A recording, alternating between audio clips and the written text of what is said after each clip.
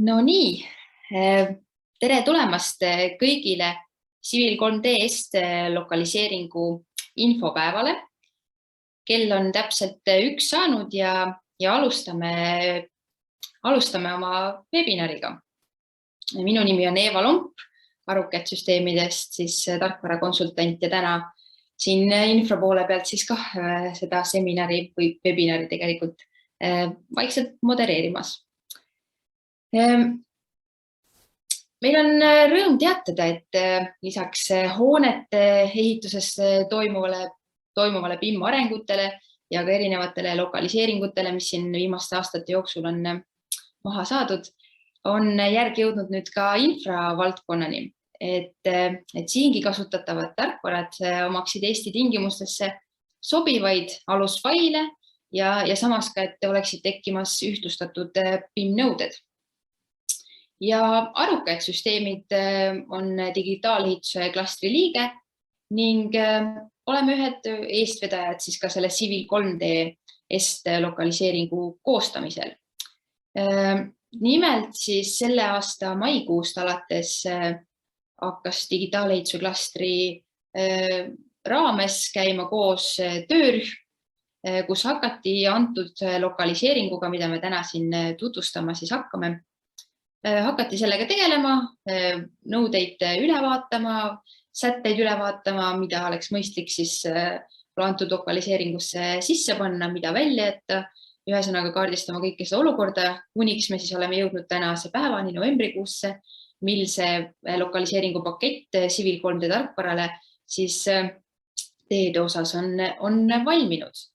Ja viimased päevad siin novembrikuus saab ka ametlik versioon oma pakendi ja siis juba detsembri esimestel päevadel hiljemalt on see kõigile ka avalikult kättesaadav, allalaetav ja võimalus hakata katsetama. Ja Civili lokaliseeringu eesmärk üldisemalt on ju see, et kõik erinevad osapooled, kes siis kasutavad Civil tarkvara, saaksid kasutada alustemplate faili, alusfaili oma tööde vormistusel ja mis siis vastaks ka avaliku sektori tellija BIM nõuetele. Ja ei ole siis Aruket süsteemid seda lokaliseeringu faili nagu koostamist üksinda teinud, on olnud väga suur ja oluline panus ka teistel töörühma liikmetel, kelle nimed ma siia ka lihtsalt info mõttes teile olen kirja pannud. Vast kõige suuremad tänud tuleb edastada Reaalprojektile, kellelt tõesti on märkimisväärne sisend ja ka tagasiside antud. Sealt nende poolt siis on olnud töögrupis käijad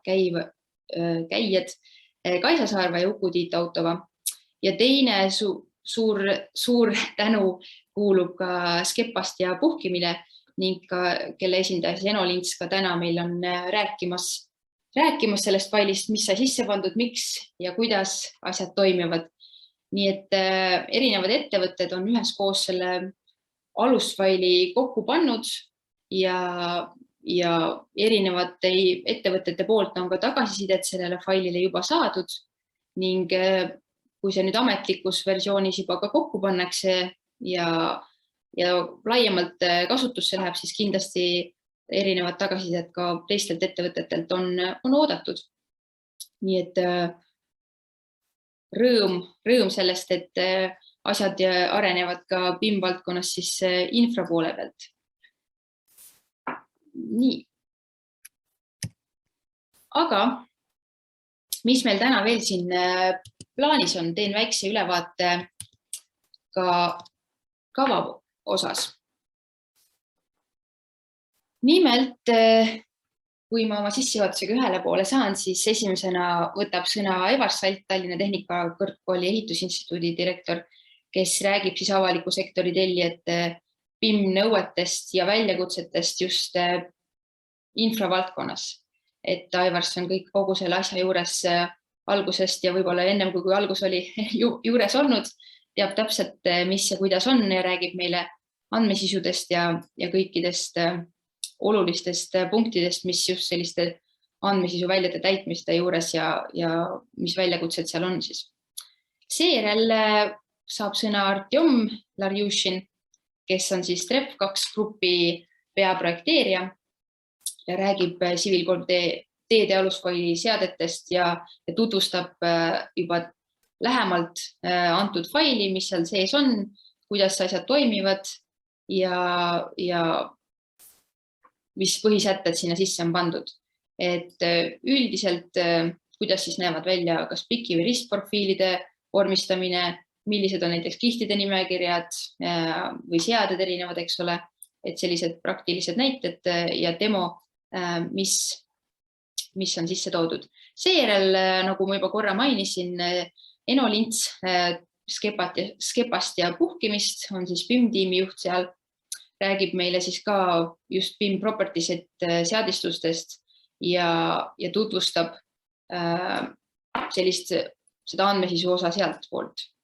Ja just ka sellises vaates, et mis on siis need BIM properties ja kuidas neid nagu ühildada saab. Täpselt siis teeb samuti ülevaate ja näitab ka tarkvara sees. Siis on meil väike paus ette nähtud ja pärast mida on Antonio Ibanez Cobo CGS Labsist sellise tarkvara esindaja nagu AutoSign ja AruCAD-süsteemid on eest vedanud siis selle sama tarkvara AutoSign ka eestindamist, kui nii võib öelda. Ehk et sinna sisse on tekkinud siis Eesti liiklusmärkide teek ja selline Eestis kasutatavad nii-öelda komponendid ja tema siis teeb sellest üldise ülevaate, siis AutoSign iseenesest on Civili peal toimiv selline plugin, kui nii võib öelda ja sinna on peale siis tehtud Eesti liiklusmärgid ja teemärgiste teek. Ja AutoSignist võib-olla täpsemalt ja põhjalikumalt saab Antonio juba ise rääkida, aga lihtsalt ütlen seda, et see on siis AruCAD-i poolt selline tellimus, et kui me siin juba eestindamisest ja lokaliseeringutest räägime, et siis see asi aitab just infravaldkonnas väga hästi kaasa ja ka mõned on seda juba testinud. Eks seal teatud arenguid on veel vaja teha, teatud täiustusi veel on oodata, kuid sellises lihtsamas formaadis juba ka täitsa kasutatav. Nii et see saab olema siis pärast pausi. Lihtsalt sellise korralduslikuma poole pealt, et kui meil tekib siin ettekannete käigus küsimusi, siis igaüks saab selle oma küsimuse kirja panna, eks ole, sinna chati või siis Q&A vooru, kumba te eelistate, eks ole, ja sobival hetkel ma siis ise tõstatan selle ja räägin ja kellele siis see suunatud on, saab juba vastata. Et üldiselt on meil jäetud siis küsimuste ja vastuste voor siia lõppu, aga me võime ka jooksvalt vaadata, kuidas meil ajaliselt läheb. Võib-olla, kui on mingi küsimus otse pärast ettekannet, siis võib-olla saame ka sinna sisse mahutada. Igatahes küsimused kirja ja siis saab juba hiljem nendest rääkida. Veel informatiivselt seda, et antud webinari ka salvestame ja on hiljem ka kättesaadav siis ja nähtav meie veebilehe kaudu ja kes on kõik selle registreeringu teinud, siis saavad ka lingi endale e-mailile. Aga siinkohal ma võtaksin enda jutujärje kokku ja annaksingi esimesena sõna Aivar Saldile, kes nagu mainitud räägib meile siis avaliku sektori tellijate BIM nõuetest ja väljakutsetest siis infra valdkonnas. Nii et ole hea, Aivars. Ja, tervitus. Palun kelleltki korraldada abi. Ei ole vaja abi, nüüd juba saan. Video sissepanekuks. Just. Sellega asi korras. Näitan teile enda ekraani.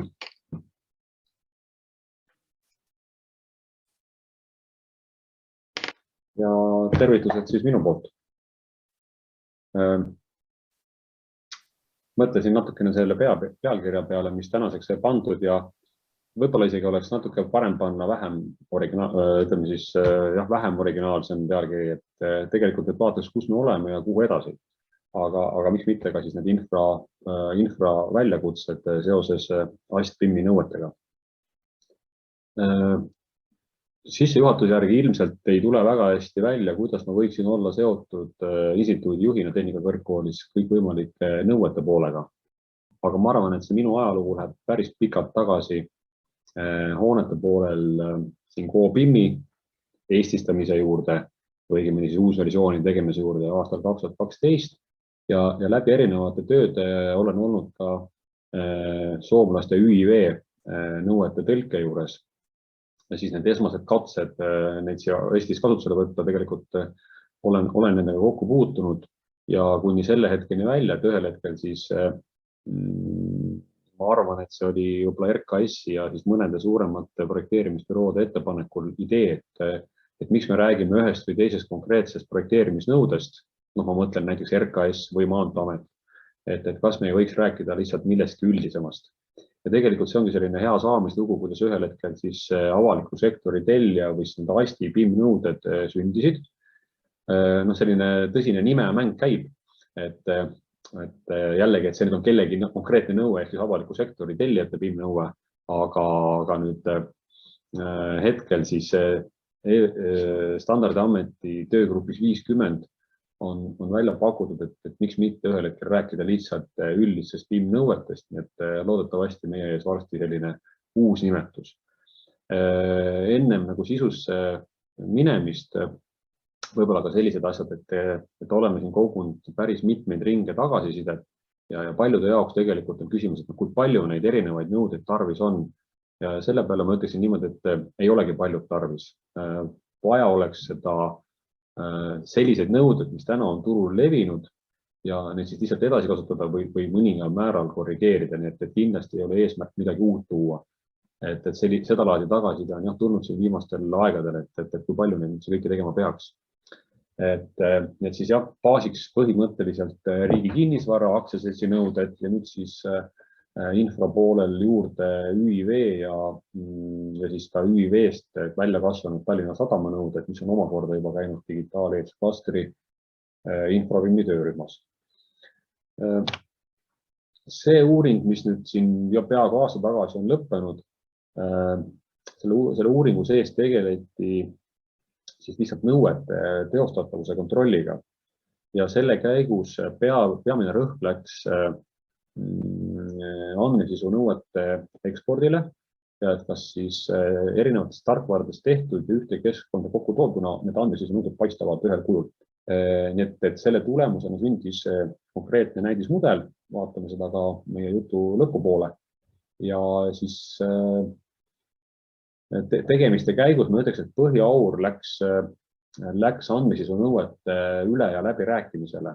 Et mäletan ka siin infra poolel meil päris kõva, ma ütleks julge pool ajast me tegelesime andmesisu nõuete uueks saamisega. Meie nime kasutada ma ei tohiks, sest et tegelikult selle asjaga toimetasid infrabimi töörühmas pea kõik need ettevõtted, keda Eva ennist ka siin avaslaidil näitas, kes ka lokaliseeringu juures on toimetanud. Konkreetselt selles uuringu meeskond üldse kokku sai niimoodi, et digitaaleitse klaster tahtis siis välja pakkuda parimad pojad ja tütred. Päris pikalt me nägime vaeva sellega, et kes siis see punt on, mida me tegema hakkame. Võib-olla tundub minu jutt sellise vabandusena, aga just, et ma tahan öelda seda, et kindlasti ei olnud see selline tagatoal kokkuleppe teatud ettevõtete vahel, vaid et toona ikkagi digitaaleitse klastri soovitusel tekkis lauaed. Ma arvan, et esialgu vähemalt seal 20 ettevõtet, kellel oli huvi. See hetk, kui läks konkreetselt pakkumise tegemiseks ja oli vaja hankes osaleda, siis jäid sinna laua taha kindla peale Hades, Geodes ja Realprojekt, Roadplan, OÜ taha jään mina varju, ehk siis see, kes seda asja seal kokku jooksis.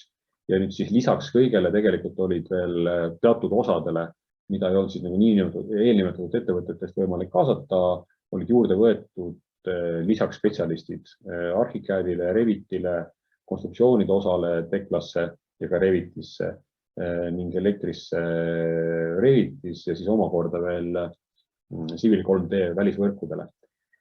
Ennem seda, kui see meeskond kokku sai ja see projekti skoop sai tehtud, ennem seda tegelikult uuringu eelmises etapis selgus tõsi, et mis on need tarkvarad, siis mida tarvitada.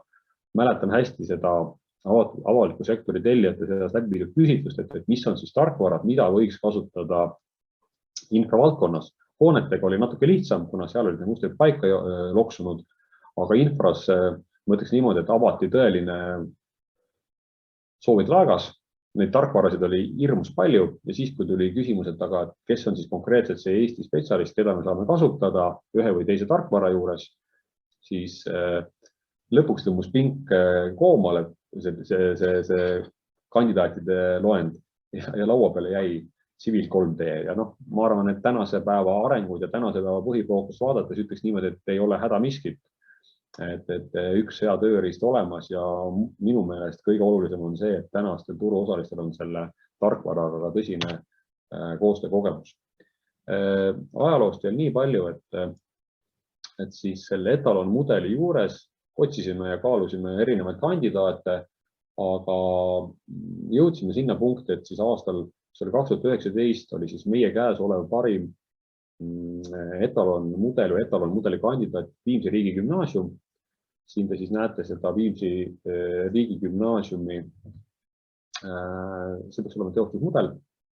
Ja siin siis oli mõte, et me võtame etalon mudeli jaoks sellest majast ainult ühe fragmendi, pluss siis ümber maja paikneva maa-ala ja selle maa-ala hulka tegelikult koosseisu toome juurde veel elemente, mida siis ei olnud selles konkreetses projektis esitatud ja just, et nüüd näidata ära, kuidas siis üks või teine mudel võiks välja näha ja selle pealt siis tehtud ka etalon. Nüüd jah, majast endast me tegelikult tänase jutu fookuses võib-olla rääkima ei pea, aga lihtsalt infoks, et majast sai võetud ainult üks vertikaal, et lihtsalt, et tööaega kokku hoida, siis kogu maja lihtsalt uuesti modelleerida ei olnud mõtet. Mismoodi siis töö välja nägi? Töös te näete, et siin on olnud aluseks Riigi Kinnisvara Aktsiaseltsi andmesisu tabel mudelitele ja hoonete poolel toimus ka selline tarkvarade valideerimine ehk siis hästi väikses kirjas, aga siin on kirjas siis IFC omadused, mida tuleb siis viia üle. Ja nüüd siin erinevates veergudes on toodud erinevad tarkvarad ja punane roheline siis näitas seda, et millises tarkvaras see eksport õnnestus, millises mitte. Nii et ühtepidi hästi visuaalselt peale vilku visates te näete, et on teatud grupid ehk siis ka erinevad valdkonnad, kus siis ei saavutanud väga head tulemust ja punast on rohkem ja teatud gruppides on väga head näitajad. Näiteks on suur tõenäosus, et selles grupis, kus ma siin olen Iirega, tegeleti Archicadiga ja siit siis võeti Archicadi omadusi, nii et siis nende eksport on õnnestunud siin peaaegu 100%. Ja siis siit omakorda liiguti edasi juba property setide juurde, ehk siis siin konkreetselt tuli ka ekspordijuhend ühes või teises tarkvaras. Nii et need infod on me saanud kokku kõik e-ehituse teemaveebi, et sealt saate ka nende näidetega tutvuda. Lihtsalt üks näide, et mis siis käis läbi InfraBIM-i töögrupist digitaalse klastrist. Ehk siis, et siin sisu oli see, et lisaks sellele, et see test läbi viidi, tuli ka kõigepealt siis info panna sellisele söödavale kujule. Ja selle söödava kuju all mõtlen seda, et algselt ÜIV juhendmaterjalides olid mudelid tegelikult, mudeli andmesisud olid esitatud kahes dokumendis. Ühes olid ka sellised geomeetrilised näited, teises oli selline koondvaade, aga siin oli mõte, et me viime nad kokku sellisele kujule, nagu on siis RKS, ehk siis RKS-i property setid on eraldi lehtedel esitatud. Näiteks siin me vaatame teiega elektrikaevude osa, eks siis need andmed või omadused, mida siis seal juures esitatakse, see siis on nüüd just sellest InfraBIM-i töörühmast välja kasvanud tarkus ja kogemus. Laua peal siis tarkvaradest olid meil hoonete pool Revit, Archicad, Magicad, CAD-Matic ja ka Tekla. Teklas sai tehtud ka siis sillanäited ja nüüd kogu infra pooles oli siis kaasas Civil 3D, seal ka tegelikult liitkonsuldi tehtud välisvõrgud, see oli siis selle suvevarustuse välisvõrgud olid ka Civil 3D-s tehtud kogu tööd sai omal ajal koordineeritud Trimble Connect keskkonnas, ehk siis see oli see koht, kus me siis kontrollisime sobivust ja ühilduvust ja siis ka tegelikult kontrollisime andmesisu nõuete ületulekut. Siin tänases jutus ma väga palju ei räägi sellest, aga uuringu raportis saate te lugeda ka ekspordi juhendeid ja tegelikult ka sõna läks kaduma, ühesõnaga mudelite koordineerimise osa, et selle uuringu alustades oli hästi palju sellist kära ja müra teema ümber, et kas on võimalik hooneid ja infraobjekte kokku viia ja uuring tegelikult väga selgelt tõestas, et ja on küll, et selles mudelis tegelikult said kokku nii infra kui hoonete objektid ja siis ka erinevad osamudeleid, et kokku suurusjärk sündis meil erinevaid osasid 30 osamudelitena ja see suur osamudele hulk oli tingitud sellest, et teatud mudelid tehti mitu korda, kuna tehti näiteid mitmes tarkvaras. Siin üks selline üldisem ekraanivaade, selline kogu see näidis tänase seisuga välja näeb ja ütleks niimoodi, et meil oli päris pikalt idee, et selline etalonmudel võiks saada uuendatud täpselt sellisel kujul, nagu ta on, niipea kui tekib täiendav tagasiside andmesisu nõuetele. Ma nüüd tegelikult peaksin infra töörühma kiitma, sest sealt sai alguse üks uus mõte, et kuidas võiks sellele etalonmudelile läheneda. Miks seda uut mõtet vaja kõigepealt on? Et tegelikult kui vaadata statistikat ja välja jagatud faile, siis ütleme niimoodi, et tööriistana sellisel näidisel tundub, et suurt väärtust ei ole. Minul on küll väga hea rääkida ja näidata, et vaadake siit see asi ja sealt teine asi ja justkui kõik nagu toimib, aga tundub, et tööriistana selline lahendus võib-olla ei ole hea.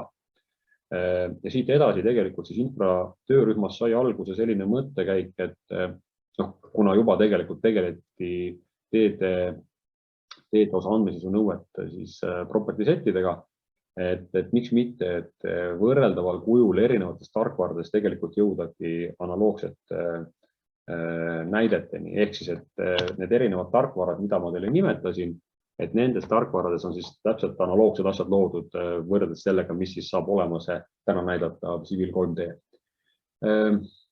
Nüüd, mis selle kõige asja nagu mõte oli või tulem? Kindlasti on üks suur eesmärk, et sellest juhendmaterjalist võiks saada Eestis siis arvestatav juhendmaterjal, et me ei peaks rääkima kellegi konkreetsest juhendist, vaid et meil ongi ühine juhendmaterjal.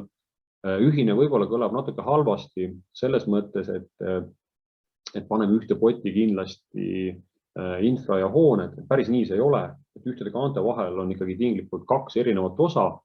Jah, ekspordi osad, IFC osad kannavad seal ühist osa, aga muus osas me räägime ikkagi eraldi nähtustest ja selle mõttega, et tegelikult siis harjumuspärasel kujul hooned saaksid andmesisu nõuetega tegeleda ja ka infra. Mis täna veel toimub? Siin paralleelprotsessina on käimas ehitisregistri uus arendus. Selle uus arenduse mõte on selles, et siis hakatakse osaliselt juba kontrollima ehitusloa taotlust mudelite põhjalt ja seal siis selliseks taustamootoriks või raamistikuks on just nimelt nõuete andmesisu nõuete osa. Ehitisregistri esimeses raundis läheb käiku tegelikult arhitektuur, et kui ka hoonete osa vaadata, siis kaugemale sealt ei liiguta. Et siis arhitektuuri osas on tehtud täiendused ja ka mõned lisaomadused, mida siis ehitisregister vajab. Ühe tulemina olen märkinud selle kirja tarkvara edasimüüjate juhendmaterjalid ja võib-olla ongi hea öelda, et täna siin me oleme koos selleks, et üks tarkvara edasimüüjatest räägib konkreetsetest juba juhenditest, et õigemini juhend siis nagu template'i näol. Ja võib-olla ühe asjana, mida nagu tahaks veel tuua välja. Ilmselt teie ringis on ka päris palju olnud kuulda, et riigi tasandil liigutakse uue klassifitseerimissüsteemiga. Selle nimetus on CCI-EE ja jällegi sellise mõttetasandil, aga just nimelt nende tarkvara alusfailide loomisel juures on üks idee, et need template'i tuua juba sisse CCI EE koodid ja asja idee tegelikult lihtne, et mis iganes ka koodid välja ei töötata, et selle juures tegelikult ei ole kindlasti eesmärk, et nüüd üks või teine töö teostaja peab hakkama konkreetselt koode ükshaaval kuhugi külge tippima, vaid et see võiks ollagi kõik puhtalt masinloetav ja masin töödeldav osa. Ja siis selle läbi tegelikult ma arvan, et selle koodide lisamine ühel hetkel on tulemuslikum. Need koodid juurduvad tegelikult tervikuna ja seesama eelnevalt räägitud ehitusregistri osa ka tegelikult teatud omaduste juures, selle asemel, et nüüd väga detailselt täpselt modelleerida, kasutada pigem siis juba konkreetseid koode, et siis oleks teada, mis väljalt andmeid mudelite küljest nokkida. Juba ma tegelikult oma eelmise slaidide juures rääkisin mõtet, et tsiviili lokaliseering tekitas head uued mõtted ja tarkvaraettevõtetega on nüüd juba tehtud ka esimesed juturingid. Need samad eelnevalt lauda toodud tarkvarad tegelikult, tarkvara esindajad on laua ääres käinud ja tegelikult me siin lähiajal oleme siis tööpakette kokku leppimas, et mis kujul ja siis ikkagi täpselt ühel kujul need alusfailid välja töötada. Nii et see tundub selline loogiline jätk kõigele sellele ja see rakenduslik pool kindlasti on seal juures ka väga kasulik, et selle asemel, et meil on kuskil mingisugune staatiline näidis, et meil oleks ikkagi olemas konkreetselt alusfail selleks, et siis turuosalised saaksid oma tööd teha. Ma arvan, et Eno juttudesse võib-olla jääb veel üks selline mõte, mis nüüd ka tegelikult sai lauale tõstetud, et kus me siis selle alusfailide tegemise raames püüaks jõuda juba ka geomeetriliste tasemete näidismudeliteni, et üheaegselt oleks võimalik siis teha sealt nii neid ekspordi näiteid ja katsetusi, kas siis nõuetele vastav eksport toimib tarkvara template'is ja samal ajal siis baasina kasutades asti andmise nõudeid, et me saaksime teha sellise struktureeritud mudelite süsteemi. Ja siia slaidile ma olen pannud viimaseks mummuks siis sisend tulevasele EBS 932 standardile ehk siis ehitusprojekti standard. Küllap infrainimesed teavad hästi, et tegelikult see 932 nüüd avalike teede mõistes väga levinud kasutusega ei ole, et selle jaoks peaks meil üks hea määrus olema, aga sellegi poolest ütleks niimoodi, et ehitusprojekti standardis siiamaani on suhteliselt vähe tegelikult mudelist räägitud, mudeli kasutamisest räägitud ja ütleks niimoodi, et isegi see mudeli kasutust on vaadatud kui ainult, ütleme, ainult on võib-olla liiga karm sõna, aga et on vaadatud kui mudelite jooniste vormistamise osa, mis ta tegelikult ju ei ole.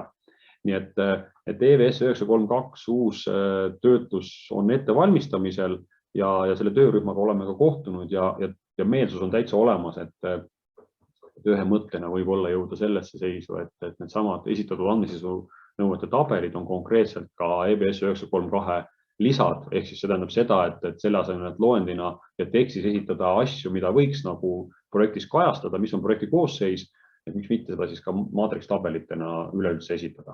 Nii et sellised asjad ja päris suur põimik, aga ma ütleks niimoodi, et selline järgmine valideerimisvoor kindlasti oleks see, kus siis tarkvara template'id sünnivad, mis oleks praktikas kasutatavad. Ja nüüd sellise taustategevusena on toimunud hetkel siis selles AST-nõuetel andmesisu nõuete, nimetame seda siis tagasisidestamiseks. Üks viis selleks on see, et täna Civil Eesti siis töörühm on tegelikult koostanud need property setid. See on üks tagasiside kogumise koht. Ja teine on siis see, et hoonete poolelt oleme nüüd erinevate erialaliidu esindajatega käinud mudelite kallal ja siin nendel päevadel tegelikult veel viimased sellised jutuajamised lõppevad, et tundub, et me oleme selle andmesisuse nõuete tabeliga selleks korraks ühel pool. Kui teil, kes on nende asjadega kaasas olnud ja kui teil tekib nagu küsimused, et kui palju ja kui kaua veel me neid andmesisuse nõudeid muudame, siis minul on selline tunnetus, et ma arvan, et me korda aastas seda nüüd vähemasti veel teeme. lähiajal. Ja põhjus on selleks siis see, et see valdkond jätkuvalt areneb väga kiiresti. Teatud valdkondades on jõutud alles mudelite kasutamiseni ja see ongi minu arust see väga hea trigger, miks me tegelikult paratamatult käime uuesti neid nõudeid üle. Toon näite, et näiteks hoonete pooles eri osade juures on kohati tegemist sellise ülenõudmisega ja nüüd see viimane ring ülenõudmisega selles mõttes, et tegelikult ei tellijal ega töötegijal päriselt need andmed tarvis ei ole ja võib-olla mõningaid andmeid tuleb lisada vales projekteerimise staadiumis. Nii et siis hea meel on öelda, et nüüd tegelikult oleme jõudnud töö sisuga nii palju edasi, et me ikkagi tõesti räägime andmesisuse nõuetes ka, et ei ole lihtsalt selline demagoogiline jutt ümber mudelite. Oma jutu lõpetuseks ma tahaksin teile näidata e-ehituse teemaveebi. Ma arvan, et olete paljud seal juba käinud, aga siin on siis ära toodud selle viimase mudeli etapi raport. Siit te leiate tegelikult erinevad näidisaruanded ja siin on siis ka aruannete lisadena toodud andmesisu nõuete tabelid. Need on need täna kehtivad dokumendid, et nüüd kõik see, mis on toimunud siin aastal 2021 on juba täiendav osa kõigele sellele, aga jah, et täna siis kättesaadaval kujul on siin see materjal avalikult täitsa olemas, siit nad leiate. Võib-olla põgusalt ka seda, mis siis nagu tehtud sai, et natukene visualiseerida kõike seda, et siin siis see fragment, ma korraks testin, Eeva, aita mind, kas olen näha selle ekraaniga? Ja, kõik väga hästi näha ja keerleb ilusti. Hästi, et siin on siis minu hiire kursori alas see Viimsi riigigümnaasium, siit te saate samamoodi seda hoone osa katsuda. Ümber maja siis andmesisu nõuete tabelite pealt on tehtud infranäidised. Siia sattus üks sild, mis originaalis jah, selles kohas tegelikult ei paiknenud, aga et siis võib-olla selle uuringu põhifookus, võib-olla keegi heidab ette, et sellised koledad mudelid, et kuidas ma neid julgen näidata, aga ütleks niimoodi, et selle uuringu põhifookus oli ikkagi selles, et näiteks kui ma klikin mingisuguse konkreetsele andmeväljale, vabandust, mingile elemendile. Kuna ma ennist näitasin teile ühte EN kaevu, siis te näete, et siin on seesama EN kaev esitatud ja idee on selles, et selles suures tarkvara andmete virvarris, et meil oleks konkreetne andmete ja omaduste kogum, ehk siis see, mille me kokku leppisime, tegelikult tuleks ka siia üle. Võib-olla rida-realt üle vaadates me leiame siin veel üksiku selliseid vigu, aga mõte selles, et kes iganes on see mudeli kasutaja või ka töö tegija, et me teame, et meil on ühtne struktuur ja liigeldes ja liikudes mudelites me jõuame konkreetselt siis nagu andmesisu nõuetes esitatud elementideni ja me tegelikult ei kasutaks seal ka siis suvalist infost. Näiteks siin on maa-alast on üks taimestiku vidin. Rääksin teiega ka sellest, et see edasine plaan on liikuda CCI klassifikaatoriga. Kuna aasta tagasi tegelikult oli plaan, et see peab tulema külge ja oli vaja näidata, kas meil see lahtrikoht tekib, siis loomulikult omaduste kogumi mõttes ei ole küsimus see üks lahtrikene saa tekitada, aga kuna konkreetset väärtust aasta tagasi veel polnud esitatud, siis hetkel on see välisin ka tühjaks jäänud. Vaatan korra oma spiikrit. Üks mõte, mis oli, et küll tahaks, et tegelikult need andmesisu nõuded, mis on siis valmis tehtud, oleksid ühtlase stiiliga hoonete ja siis ka infra puhul. Et siin siis näide infra poolelt, kus siis kõigepealt asi algab sellise väikese seletuskirjaga või siis legendiga ja siit edasi on siis toodud konkreetsed property setid. Ma usun, et neid te kuulete ja näete juba täpsemalt Eno juttude sees. Aga jah, et suures plaanis tahaks, et see vorm oleks samalaadne RKS-iga.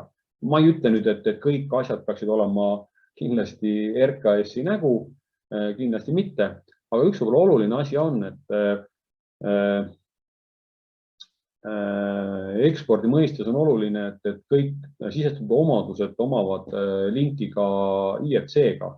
See, et me kõik saame, ilmselt ei ole päris võimalik, aga et meie IFC reference ja data type ja ka need property setid oleksid ikkagi seostatavad juba kehtivate standarditega ja see tegelikult muudab meie tulevast elu igal juhul lihtsamaks. Et kui meid ootavad ees ka mingisugused arendused, et me neid tulevasi arendusi tehes juba siis sinna ise jõudes avastame, et me saame tegelikult need loogilised seosed tekitada.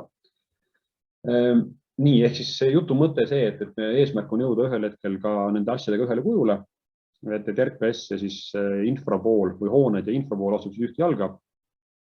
Ja juba väga pikalt räägitud jutt sellest, et kindlasti on eesmärk siis see, et me oleme suurusjärk poole aasta pärast sealmaal, et me saame rääkida, et meil on tegelikult erinevates tarkvarades juba need template'id olemas ja saame siis endale sellise hea tööriista, mis siis nõuetega ühte jalga astub.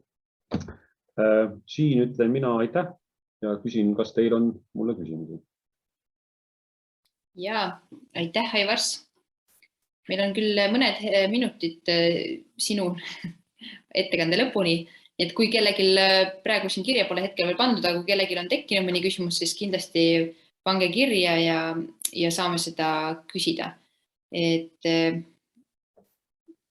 ootan mõne hetke või võib ka kätt muidugi tõsta, aga lõppkokkuvõttes vist lihtsam oleks, kui oleks see kirjas. Hästi, aga tänud veel kord ja kui on küsimusi, siis vastab. Ja, aitäh, Aivars. Ja siinkohal siis liigumegi edasi meie järgmise ettekande juurde.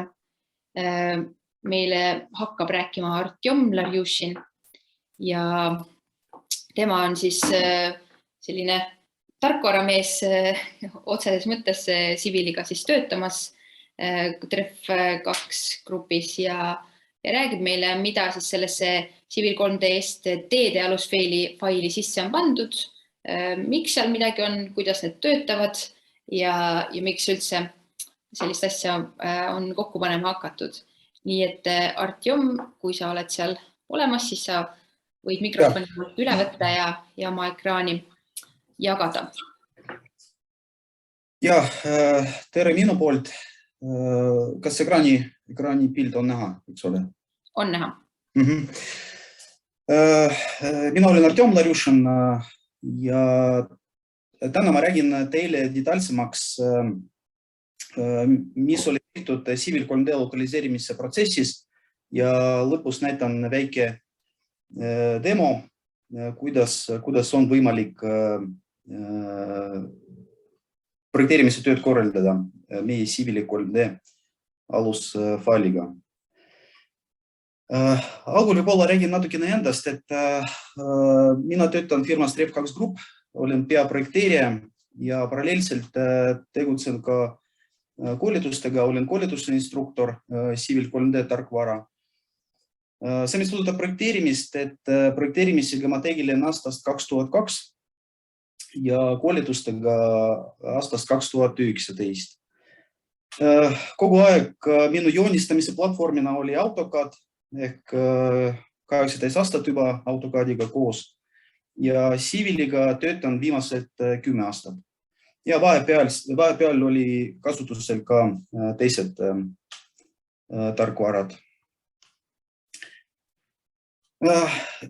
Alustamiseks võib-olla räägin natukene üldist, et mis asi on üldse Civil 3D alusfail template, et kui keegi teist hästi ei tunne, mis asi see on, siis Civil 3D alusfail ehk ingliskeelne nimi template on Civil 3D keskkonnas töötamiseks vajalik põhi. Et alusfail sisaldab ettevalmistatud Civil 3D objektide visuaalset stiile, kihtide nimekirja ehk ingliskeelne nimetus layers ja muud. Et alusfail on eraldi AutoCAD-i fail laiendiga DVT ja ta asub eraldi Autodeski installimise kaustas. Vaikimisel, no kui tarkvara installitakse arvutil, siis vaikimisel installitakse ka alusfaili. Et ühesõnaga installimise käigus me saame kätte Autodeski poolt ette valmistatud faile. Ja kui me neid ei muuda ja oma ei kasuta, siis Civil 3D avamisega me näeme neid. Aga juhul, kui me tahame neid täiendada, korrigeerida, siis kasutaja poolt korrigeeritud või täiendatud alusfaili saab täielikult ümber salvestada või näiteks osaliselt stiili kopeerida või lisada. Et juhul, kui näiteks meil on olemas juba template fail ja me tahame seda täiendada või mõned stiilid korrigeerida.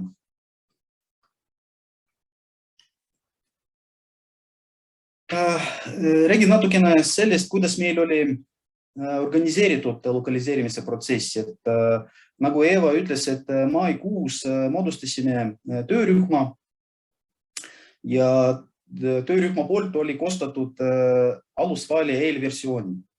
Et eelversiooni ettevalmistamiseks võtsime kuidas nimetada, et Eestis tehtud erinevate projektide näidised. Et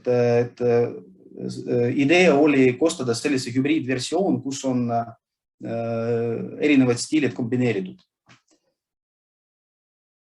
Ja tööprotsessis meil oli avalikud arutelud ja töökoosolekud ja nende käigus tegime vajalikud täiendamised alusfailile ja korrektuurid. Ja tähendab, tulemus on see, et lõpus meil peab olema ja praegu on selline template'i versioon, mis on kõikidele sobib.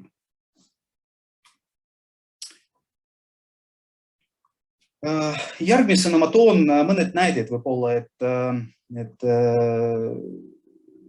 mis on template'i visuaalse stiilidega oli tehtud. Et siin ei ole kõik stiilid, et lihtsalt paar selliseid näiteid. Näiteks siin on pinnamudelite stiilid, et vasakpoolsel on näiteks selline stiil, kus on näidatud, selline tööstiil, kus on näidatud samakõrgusjoonte, lisaks ka kolmnurgad ja näiteks pinnavee voolamise suunanooled.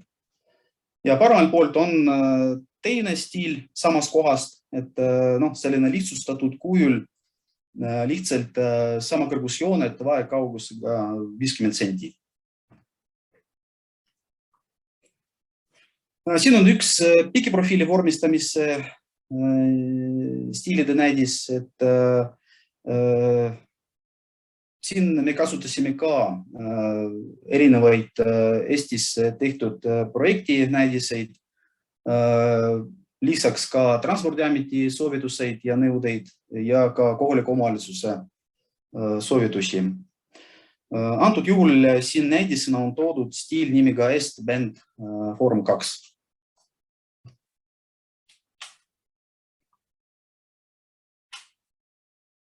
Ristprofiili vormistamise stiilidega on samamoodi nagu pikiprofiiliga, et kasutusel oli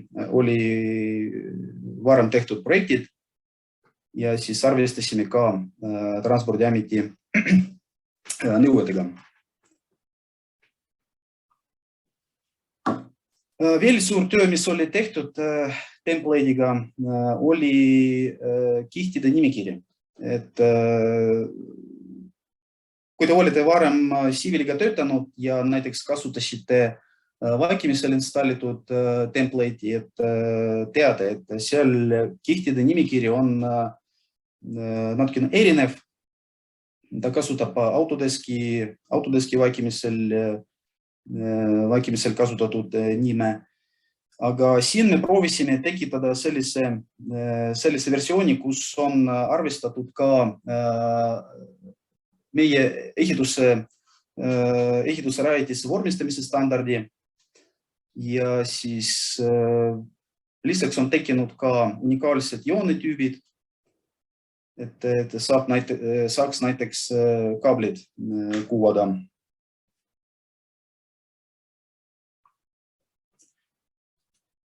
Ja lisaks sellele oli ka läbi kammitud ka modelleerimise osa, et kui näiteks me koostame Civiliga 3D mudeleid, modelleerime, siis kasutame ka koodid, et pärast ekraanil oleks korrektne visuaalne kuvand ja siin on ka koodide osa ka ette valmistatud.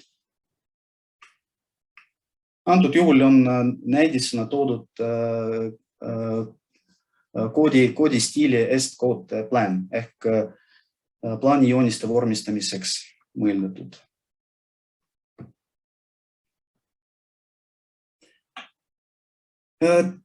Lokaliseerimise rühma töö käigus oli pakutud ka soovitava Civil 3D objektide indekseerimise skeemi ehk nimetamise süsteem, et kuidas me hakkame Civil 3D objekti nimetada oma projektides. Et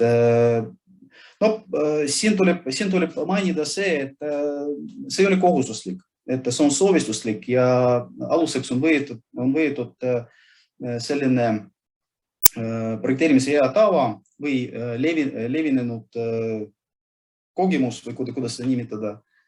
Ja tähendab, me loodame, et see võetakse kasutusele projekteerijate poolt. Praegu ma tahan teile näidata demo, kuidas saab kasutada Civil 3D alusfaili.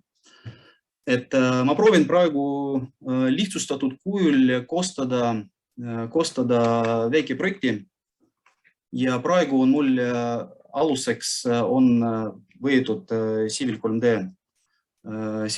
STD alusfail. Et kõigepealt ma panen mastikumudeli, panen talle stiili 50 senti.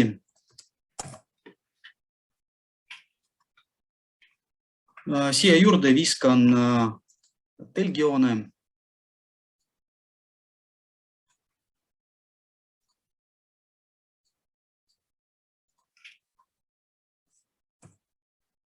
Panen mõned kõveraid.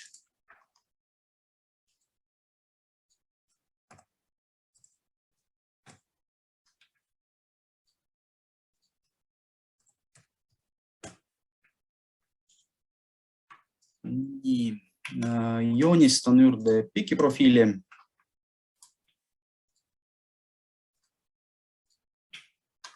Siin on olemasoleva pikiprofiil ja olemasoleva maapinna pikiprofiil ja joonistan juurde ka projekteeritava pikiprofiili.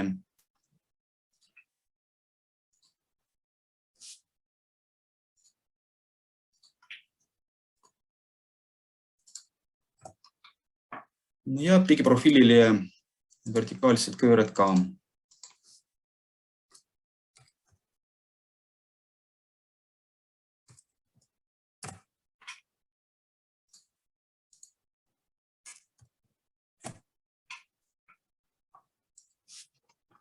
Nüüd meil oleks vaja tüüpse ristprofiili, et selleks ma kasutan varem koostatud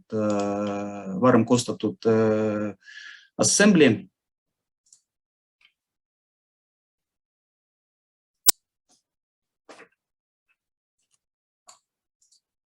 Ja panen teda kuhugi siia.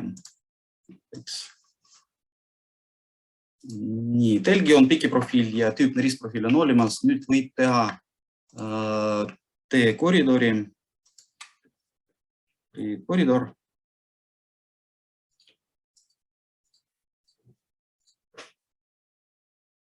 Ja ma panen mudeli detailsuseks näiteks 5 meetrit.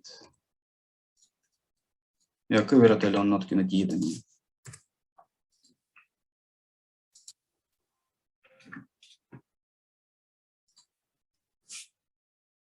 Nii. Nagu te näete, koridor on sellisel kujul, et ta näitab kodeeritud pindalaid, kuigi see on ikka Civil 3D modelleerimise koridor. Ja kui näiteks me tahame stiili panna, kui me tahame need edge'id kinni panna ja tahame kasutada skeleetkujul, siis kasutame lihtsalt basic. Nüüd on meil sellise skeleetkujul koridor.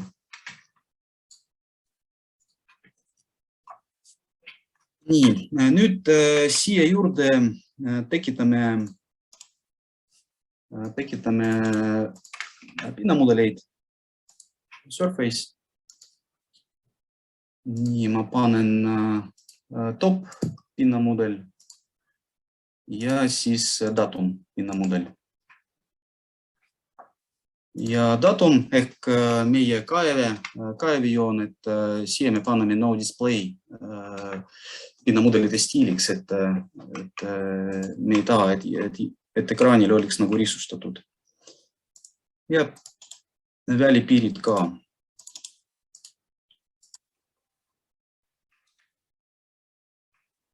Panen koridorile automatic rebuild ehk juhul, kui näiteks me tahame koridori tõsta, et see oleks nagu momentaalselt ka uuendatud, värskendatud.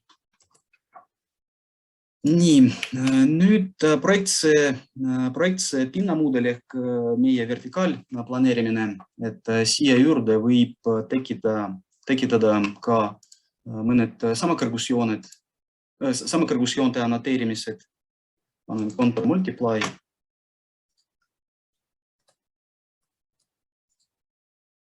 Paneme samakõrgusjoonte annoteerimised. Teeme siiamaani. Ja nüüd tekitame juurde ka ristprofiilid. Ristprofiile. Selleks kõigepealt joonistame sample linesid.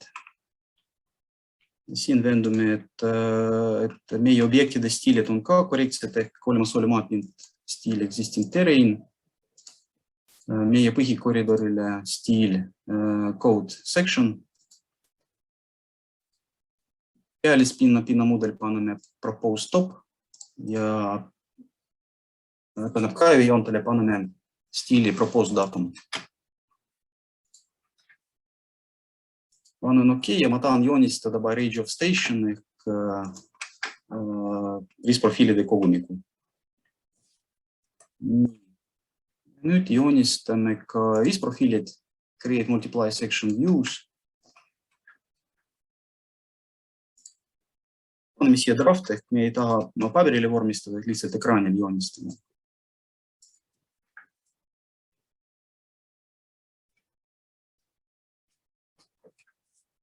Ja meil on tekkinud ka sellise ristprofiilide kogumik. Vormistuslikult ristprofiilid vormistatakse väiksema mõõtkavaga, et juhul kui me tahame ristprofiilid pärast vormistada ka paberile, siis lihtsalt paneme AutoCADis või Civil 3Ds paneme model space'i scale'i väiksemaks. Nii automaatselt tehakse väiksemaks ka tekstid.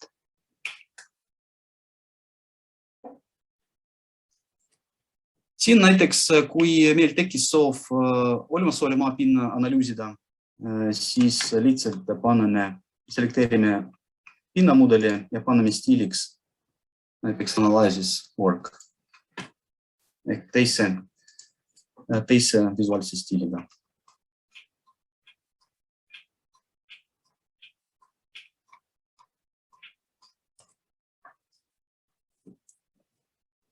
Ja siin, kui rääkida alusfailist, veel kord, et näiteks kui me vaatame siis setting uid, ja näiteks võtame, no ma ei tea, näiteks multipurpose styles, et me näeme, et siin on kõik stiilid, mis on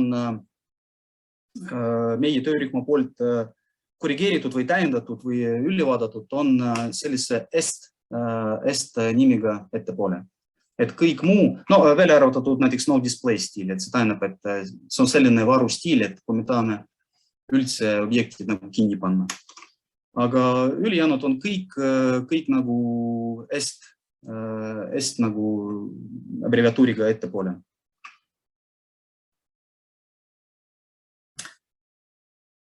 Nii, ja tegelikult sellega on mul kõik, et kui tekivad küsimusi, ma hea meelega vastan ja annan praegu sõna tagasi Evale.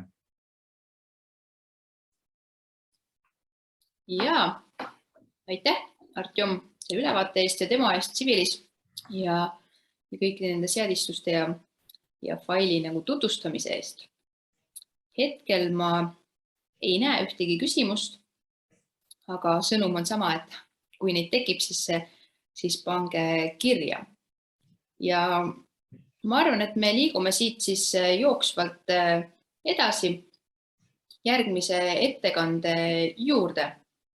Et meil on ülevaadet Civil 3D-st BIM seadistuste ja sellise property settide osa pealt andma siis Eno-Lints, kes on ka suuresti põhjaliku panust andnud selle Civil 3D-de lokaliseeringu valmimisse. Tema siis Skepast ja puhkimist ja on siis seal IM-tiimi juht. Nii et Eno, kui sa oled valmis, siis hea meelega annaksin juba otse sõnajärje sinule edasi. Suur tänu, Eeva. Suur tänu ka Aivarsile selle põhjaliku sissejuhatuse eest, et hetkel vaatasin, kui kuulasin seda Aivarsi ettekannet, siis mina lähengi sealt edasi, kus põhimõtteliselt Aivars oma jutuga pooleli jäi, et tegi väga hea sissejuhatuse ära. Suur tänu sulle selle eest, et kohe jagan ka enda ekraani. Nii, lapsti, et avan siit kohe slaidid. Nii, loodan, et minu ekraan on nähtav ja minu nimi siis nagu juba korduvalt läbi mainitud, on Eno-Lints, olen Skepast ja puhkimi BIM-tiimi juht ja tegelen siis Skepast ja puhkimis BIM-temaatikaga üldisemalt. Ja siin siis selles lokaliseeringu raames olid siis see eestvedaja Civilist lokaliseeringu property settide ja template'i loomisel. Et loomulikult siin juba eelnevalt ka mainitud partnerid meil oli, et väga tublisti andsid ka töörühma teised liikmed sellest oma panust. Ja kõigepealt võib-olla esimeseks vastaks sellisele küsimusele, et milleks me seda üldse tegime. Et esimene põhjus on kindlasti see, et tegelikult selline template file on puudu või oli puudu.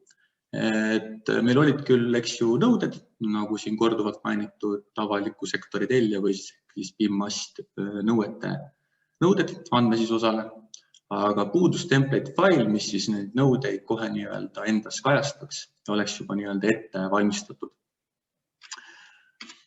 Teiseks kindlasti see, et andmesisu nõudeid ütlustada, et isegi kui meil on Exceli kujul mingid nõuded antud, siis see ei tähenda, et need nõuded BIM-mudelisse kõik samal kujul saavad. Et property setide juures muutub ka väga oluliseks nii-öelda data type, et kui igaüks meist põlve otsas nii-öelda endale property sette teeb, siis võib juhtuda, et need data type'id ei saa kõikidel kohe automaatselt paika. Et kui meil on ette tehtud template file, siis vähemalt need nõuded on kohe ühtlaselt paigas. Et just siis täpselt see andmesisu nõuete ühtlusena käibki, et on andmeväljad ja teisena siis data types. Kolmas punkt, et tõsta andmesisu automatiseerituse taset. et me suudaksime siis neid andmeid sinna nii-öelda property setti lugeda võimalikult automaatselt või neid sinna lisada võimalikult automaatselt. 4. punkt, et tõsta BIM-mudelite andmesisu rakendatavust. Et kogu see info, mida me mudelisse lisame, et see ei oleks seal lihtsalt sellepärast, et me täidame andmevälja või täidame tellijapoolse nõude, vaid kogu see info tegelikult, mida me BIM-i lisame, BIM-mudelisse lisame, et me seda ka rakendaks. Et see on selle template'i juures ka väga suureks aluseks võetud ja sellest me oleme lähtunud. Järgmiseks ongi see, et property setide loomise alused ja põhimõtted. Esimene on see, et aluseks on võetud siis need passinõuded, et täpsemalt siis lisa 2 infra andmesisu nõuded. Et siin ka Aivar seda näitas, et keskendusime siis tegelikult hetkel ainult teede osale, et andmesisu nõudeid on kindlasti ka seal elektrile, vesikanalile ja nii edasi, aga meie siis keskendusime hetkel selle töö raames puhtalt teede osale. Aga me ei tahtnud teha lihtsalt niimoodi, et me võtame need nõuded aluseks ja kirjutame need nüüd property seti ümber, vaid et me teeksime sinna ka ettepanekuid ja muudatusi, mis me peame nii-öelda mõistlikuks, et seal võis olla mingeid andmevälju, mis meie jaoks mõistlikud polnud, samas seal puudusid mingid andmeväljad, mis meie jaoks igal juhul mõistlikud olid. Näiteks üheks selliseks olid mahu atribuudid. 3. juba, et me paneme selle andmesisuga enda jaoks tööle, et kõik, mis sinna lisatud saab, seda me siis rakendame. Ja et me ei tegeleks selles mõttes, nagu selle kohta öeldakse digiprügi loomisega, et me paneme sinna mingeid asju, mis võib-olla ei ole kõigil üheselt arusaadavad, mille täitmine võib-olla on segane. Et me ei tekitaks sellist digiprügi. Ja viimase punktina toon välja siis seda, et nagu ka Aivars mainis, andmesisu ja üldse see BIM-temaatika Eestis on väga kiiresti arenev. Aivars tõi välja, et umbes aastas ühe korra tuleks andmesisu nõudeid uuendada. Jah, see umbes nii on. Ja selle tõttu tuleb ka ära märkida, et siis see praegune template fail sisaldab siis käesoleval hetkel parimat teadmist, parimat oskust, et selle põhjal me oleme siis nad ka koostanud. Et siin üks pildikega sellisest asti nõuetest. Siis sisaldab endas see lokaliseeringu property setide template. Et sisaldab siis seda DVT laiendiga alusfaili, mille sisse on ette valmistatud 15 property setti koos 26 listiga.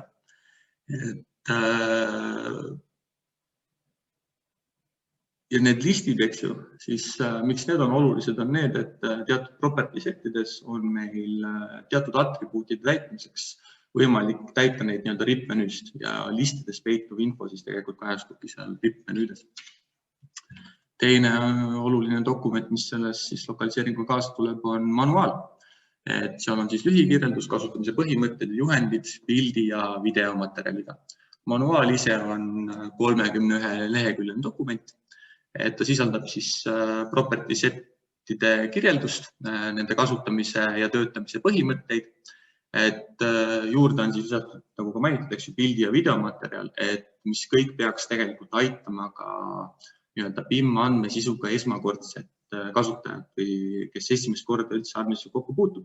See manuaal peaks teid aitama nii-öelda seda andmesisu BIM-mudelisse lisada. Et sellise suunitlusega sai see manuaal koostatud. 3. on siis üks dokument, et ka töörühma seiseselt meil tegelikult tulid mitmeid ettepanekuid, mida me arvestasime täna juba property setide loomisel. Samas mõned ettepanekud või osad sealt ei leidnud ka rakendust. Et meie jaoks oli tähtis see, et kuna valdkond on arenev, siis me vähemalt kaardistame ära need nii-öelda ettepanekud ja need on ka siis lisatud ühte Exceli dokumenti koos otsustega. Et seal ongi mõned asjad ka sellised, et me võib-olla ei näe nende rakendamisel mõtet just tänasel momendil, aga võib-olla aasta hiljem, võib-olla 2 aastat hiljem on nad igati asjakohased ja siis me saame ka neid tegelikult kenasti rakendada. Et selline kaardistus on ka tegelikult selle template'i loomisel tehtud.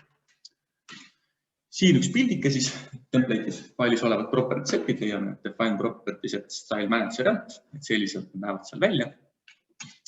Siin on siis need listid, mis on loodud. Selline on siis pildike manuaalist. Siin on siis need ettepanekud ja otsused ja kommentaarid nende juurde. Ja nüüd siis, et mida siis tegelikult see annab meile see property set'ide template'i alusfail, et ühtse lähenemise PIM mudelite andmesisule, et ühtse alusfaili kasutamine hoiab meie tehtud PIM mudelites andmesisulas sama joont, sõltuvalt kelle poolt mudel tehtud saab olema. Et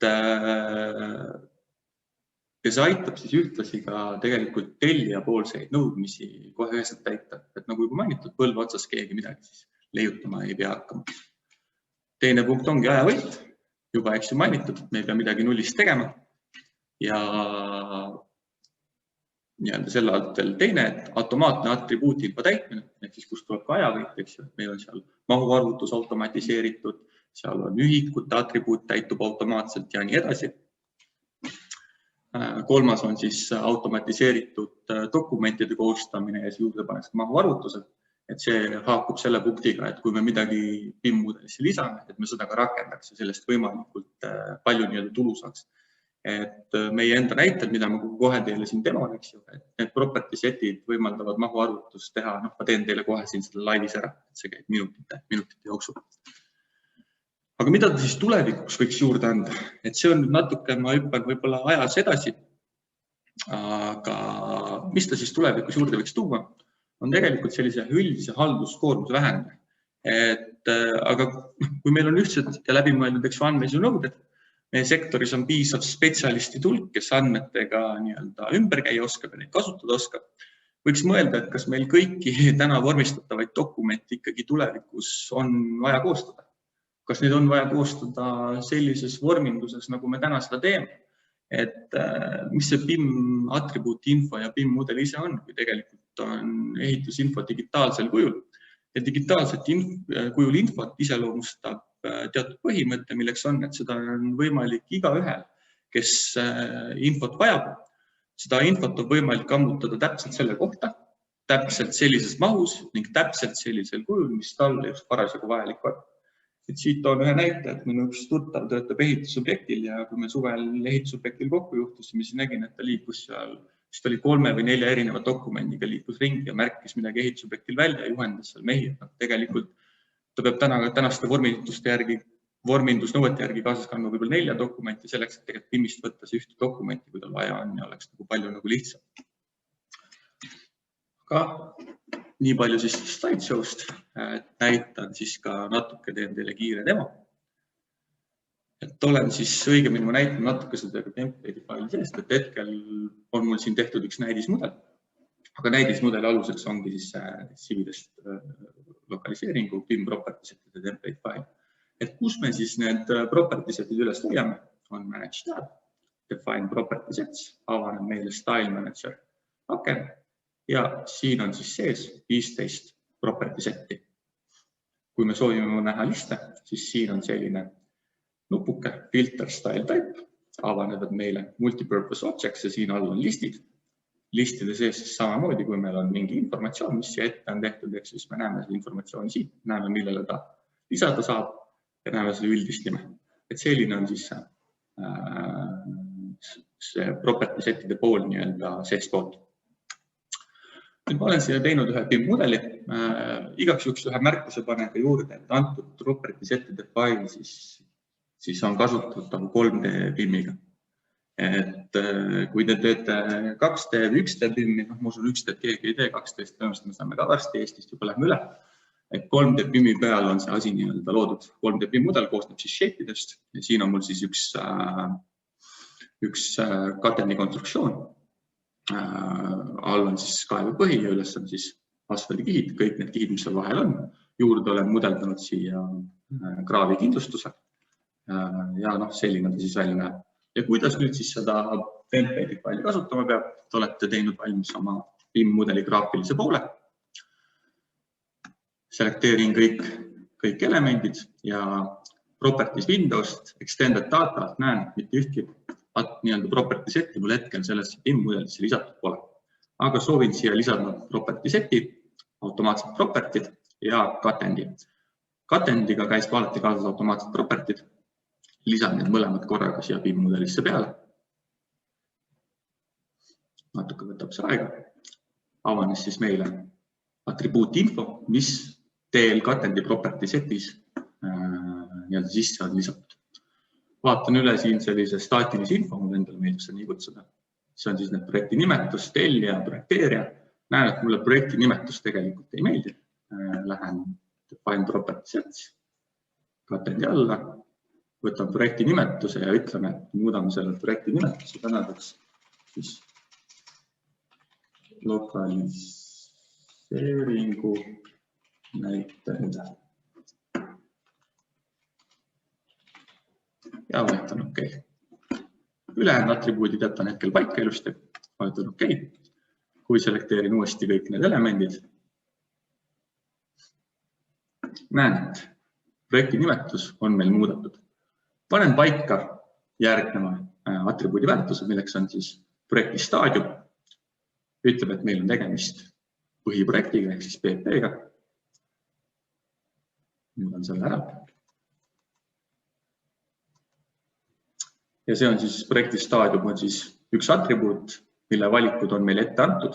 RIP-menüüst tuleb lihtsalt siis vastav täpsustus teha. Edaspidi nimetus, CC klassifikaator, liik, materjali nõuded, maksartikkel, paksus ja nii edasi, neid näitan teile kohe, kuidas on võimalik neid automaatselt täita. Paika tuleb määrata mul veel tüüp ja T-nimetus. Selleks, et paika määrata elementi ja tüüp, pean selekteerima elementi eraldi. Esimestel kihtidel by default nii-öelda on ta KT1, ehk siis ülemistel kihtidel on seda muutma ei pea. Muudan ära siin KT2, siin KT3, nüüd oleme juba killustiku kihtides, mis on meil alus 1, alus 2, täitekihtides muutub see täite X, igaks juhuks juhin tähelepanu, et jälgige siin seda ühikut ja elemendi mahtu. Et kui hetkel mul on KT1, siis see elemendi ühikuks on ruutmeeter, elemendi mahuks näitab ta siin ühte tehet. Kui ma muudan selle täiteks 1, arvutati automaatselt, et siia tuleb kuupmeeter ja arvutati selle elemendi siis kubatuurne maht, mis on siis 423,83 kuupmeetrit. Panen paika ka siin teistel nii-öelda need tüübid ja see on siis näide 3. Kuna see projekt koosneb mul nii-öelda kahest ristuvast teest, mul on siin D1, siin on D2, peame paika panema ka teisel pool. Käin kiirelt ka need korra üle. Nii. Alused 1, alused 2. Sitleks uuesti. Alus 1. Alus 2. Ja ka täitekihid tuleb mul paika kenasti panna natuke veel.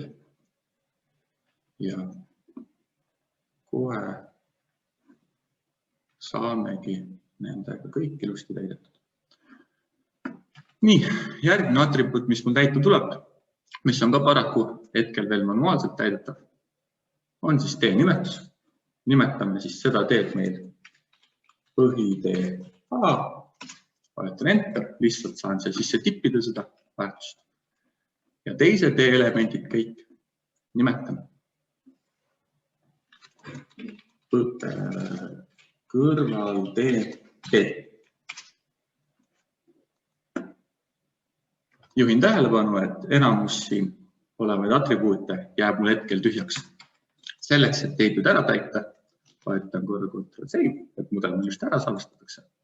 Olen koostanud siis sellise automatiseeritud Dynamo-skripti. Civilist lokaliseeringu property setide maasikemätust täpselt nimi oli. Kui ma sellel nüüd vajutan, siis hommikul ma seda mõtlesin, umbes 1 minuti jooksul täidetakse siis ära mul kõige selle mudeli atribuuti info, mida siis põhiprojektis täitma peab. Et siin kindlasti teil tekib küsimus, et kas neid selliseid Dynamo-skripte ka selle template failiga kaasa tuleb. Paraku hetkel neid kaasa ei tule. Sellel on tegelikult ka teatud põhjused. Esimene põhjus on see, et see automatiseering, mille ma hetkel loonud olen, käib siis läbi layeri, aga kahjuks hetkel meil puuduvad täpsemad nõuded, kuidas me BIM-mudelis peaksime vastavat elementide layereid nimetama. Et siin ma olen lihtsalt ühe süsteemi enda peas loonud ja seda rakendan. Et tegelikult edaspidi, et me saaks seda automatiseeritust teha, tuleks see paika panna. Aga see haakub ju tegelikult BIM-mudeli graafilise osa nõuetega. Teine aspekt on see, et võime ju selle automatiseerituse luua, aga igal aastal vähemalt ühe korra, me peame andmesisu nõudeid üle vaatama, mis toob kaasa ka tegelikult automatiseerituse muutmise. Et täna hetkel me nägime või lähtusime põhimõttest, et kuna me peame nõudeid pidevalt muutma, siis võib-olla meil ei ole mõtet kulutada kohe mitmeid kuid aega automatiseerituse loomisele peale, mida me nagunii järgmine kord hakkame uuesti ringi tegema ja siis kulutame jälle mitmeid kuid selle automatiseeringu tegemiseks. Aga vahepeal minu jutus on run complete toimunud, panen property seti kinni ja kui ma nüüd selekteerin mingil elemendil, siis me näeme, et tegemist on AC16 surfiga 5 cm, sellel on lihtsalt juurde tol hetkel, kui midagi on paigas, eks ju klassifikaator, kattetüübimäärdus ühe, tegemist on kulumiskihiga, sellel on nõuded, sellel on maksartikkel, sellel on paksus, sellel on maht ja kõik see elemendid on nüüd meil ilusti siin peal. Aga kuidas nüüd, kui me oleme info siia mudelisse juurde pannud, et me sellest ka mingit tolku saaks. Hetkel me oleme siia andmeid juurde pannud ja väga poiti pole. Sellel justkui midagi olnud. Nüüd ma näitan teile, et mul on siin üks skript, mis teostab ära siis antud BIM-mudeli põhjal mahtude arvutamise. Ja kui keegi soovib, võib nüüd taimeriga mõõta, kui kiiresti käib BIM-mudelist mahtude arvutamine. Igatahes mina võetan ette transkript. Mahtude arvutamine toimub. Ja mis ta siis siin teeb? Koondab kokku siis eks ju mahud. Avab meile tulemuse. Tulemus on Exceli tabelis. Ja see hetkel siin siis võib-olla ei anna teile kohe eks ju täit pilti, sest sellisel kujul mahte me pole harjunud lugema. Aga siin on teostatud siis kõik eks ju mahud on kokku arvutatud. Selleks, et ma saaks selle viia teile palju loetavamale kujule, olen koostanud siia sellise kerge abitabeli. Kopeerin mahud siia, lähen mahutabelisse ja usun, et see dokument teile juba on palju tuttavam. Ja mis me siit näha saame, eks ju? Me näeme seda, et kraavikindlustus näiteks asub meil põhiteel A, selle paksus on 15 cm, pindala ruutmeeter, maht on 208 ruutmeetrit. Lähme korra BIM-mudelisse tagasi, ma panen selle abitabeli korra kinni. Kraavikindlustus on meil siin. Näeme, et see kuulub põhitee A juurde, paksus 15 cm, maht 208 ruutmeetrit. Võtame veel korra tabeli ette. Võtame ette näiteks AC16 surfi. Seda on mõlemal teel, nii kõrvalteel B kui põhiteel A. Põhiteel A on 735 ruutu, kõrvalteel B 400 ruutu. Lähme korra BIM-mudelisse, klikime peale. 735, 459, kõik ilusti klapib. Aga mis siis saab, kui me peame eks ju muutma? Tänasel päeval, kui me BIM-projekti ei tee, muudame mingeid mahte, siis me peame muutma seda kuskil koridormudelis, seda muutub plaanijoonistel, see muutub võib-olla ristlõigetel, see muutub kuskil aruannetes, ka mahutabelis. Kui nüüd BIM-mudelis me soovime muuta mingit mahte, liigun korra top pinda ja ütleb, et me soovime muuta seda pealmist asfaldikihti põhiteel A, markeerin selle siin välja, et see on 735 ruutu esialgu, panen ta siia suuremalt, rasvasemalt peale, see paistab meile silma. Liigun BIM-mudelisse ja ütleme, et ma teen siit täitsa suvalise ära lõike. Ma ei tea selle suurust, aga kohe näitan, kuidas teeme lõike. Me lõikame asfaldikihi pealt maha, ehk siis siit on näha, 5-sendine asfalt on pealt maas. Arutame mahud uuesti. Tüürame player, mahtude arutamine, klikin transkriptil uuesti, jõustab jälle selle skripti läbi ja arvutab mulle siis uued mahud. Mahud on arvutatud, kui selekteerin kogu selle tabeli. Muutus ma näen, et on juba tegelikult toimunud. Ma kopeerin selle tabeli, viin selle ka kujule, millel te olete harjunud asju lugema. Panen paste ja kui lähme tagasi, siis nüüd on selleks mahuks 555,25 ruutmeetrit. Ehk siis igasugused dokumendid tänu andmesisule, tänu property settidele on meil seotud BIM-mudeliga. Kui me teeme mingi muudatuse BIM-mudelis, teeme selle automaatselt seal ühe elemendi puhul ära, eks ju. Piltlikult on meil ka kogu aruandluse pool kohe üheselt muudetud. Et selliseid põhimõtteid tänase property set, mis me oleme koostanud, arvestab, seda kõike võimaldab teha. Kahjuks küll esialgu tõesti selliste dünamoskriптide loomine jääb nii-öelda hetkel veel ettevõtete enda pädevusse, eks ju, et kuidas iganes keegi oma tööd soovib korraldada ja teha, aga tulevikus kindlasti, kui me areneme edasi, meil saavad paika lood nõuded graafilise osale, me saame täpsustada ja parandada atribuutid, property sette, siis see funktsionaalsus, see kasv tõuseb ja ma arvan, et te kõik täna nüüd juba reaalselt usute, kui ma ütlen, et halduskoormus selle põhjal väheneb päris palju. Et suudame oma elu teha lihtsamaks.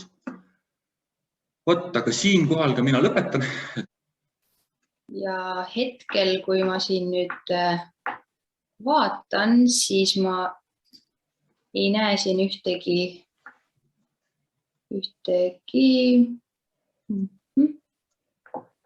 aktiivset küsimust. Aga meil on nüüd plaanis väikene paus võtta. 23, meil oli plaanitud 10 minutit paus ja pärast pausi me lähme edasi siis AutoSign tarkvaraga. Kell on jõudnud 14.30 peale ja me hea meelega jätkaksime siit oma webinariga. Järgmine ettekanne saab olema meil ingliskeelne sel korral, kuna Antonio Ibanez-Cobo CGS Labsi esindaja räägib meil AutoSignist. Ja just siis, nagu mainisin, sellest lisast, mis on eestindatud liiklusmärkide osas ja just nende kasutamisest on ta meile ülevaadet tegemas. So, Antonio, thank you for joining us. And the speaker is yours now. I made a short introduction for you, but you can, of course, introduce yourself as well. So, welcome.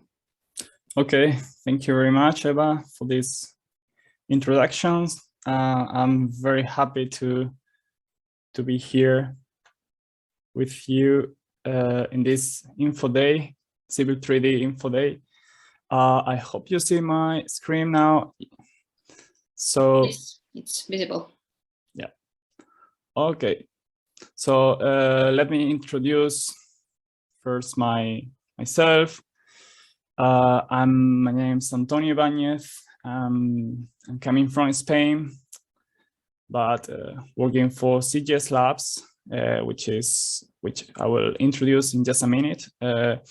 I'm a technical specialist for AutoSign, and this is what we are going to present today. These minutes that we have, we're going to go through a short presentation of the software solution developed by CGS Labs AutoSign. So first, few words about, I would like just to go through a few words about CGS Labs, just for you to meet it. If you didn't have the chance so far. CGS Labs is a software company with more than 30 years of experience developing software solutions for the design, construction, and maintenance of transportation infrastructure. As you can see, the solutions of CGS Labs are widespread all over the globe. We have an extensive network of resellers and some branch offices in United States, Germany, Czech Republic, Serbia, and of course the headquarters here in Ljubljana, in Slovenia. So I would like to, before presenting AutoSign, which is the main topic we're gonna see today, just a brief overview of the portfolio of the software solutions of CGS Labs. It's important to say that all of them have or contain the OpenBeam approach, and they're and the standardized IFC data exchange. Now, so CGS Labs not only have they have the wide range of software solutions for mainly road and railway designs. Now we are gonna go through. We're gonna get into AutoSign, so the traffic sign and road marking design software solution by CGS Labs. It's important to say at this point that AutoSign can be, let's say, it can be presented in two different versions. One is AutoSign Professional, and another one is AutoSign Ultimate. AutoSign Ultimate includes all the 3D and BIM functionality, and this is the one that we're going to present today, all right? So the most important thing, AutoSign works on the top of different CAD platforms. The most important thing to highlight here is that it works on the latest versions of Civil 3D. So our latest release works on the top of Civil 3D from version 2016 to the most recent one, 2022, all right?